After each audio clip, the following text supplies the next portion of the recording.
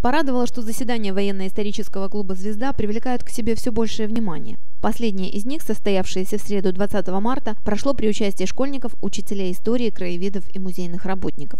Клуб занимается изучением и пропагандой военной истории. В связи с тем, что в нынешнем году исполняется 70 лет двум ключевым сражениям Великой Отечественной войны, Сталинградской и Курской битвам, клуб значительное внимание уделяет именно этому периоду истории. Первый доклад «Цена победы» прочитал руководитель клуба, полковник в отставке Юрий Поминов. Юрий Сергеевич подробно остановился на том вкладе, который внесла Красная Армия и советский народ в разгром гитлеровских войск и освобождение Европы. Тема как никогда актуальна, учитывая усилившиеся попытки западных военных историков и идеологов сместить акценты и присвоить ведущую роль в разгроме немцев союзникам. Достаточно содержательным был и доклад полковника медицинской службы в отставке Виктора Максименко, который остановился на работе советской военно-медицинской службы в годы войны. Советские медики демонстрировали беспримерный подвиг наряду с воинами, и в завоевании победы, несомненно, есть и их неоценимый вклад. Ну и, наконец, последний доклад о памятниках, посвященных подвигу советских воинов в годы Великой Отечественной войны, подготовила к заседанию клуба Снежана Стрепетова, журналист нашего издательского дома, который занимается исследованием истории края. Материалы Снежана добывала в Измаильском архиве, а также общаясь с очевидцами событий.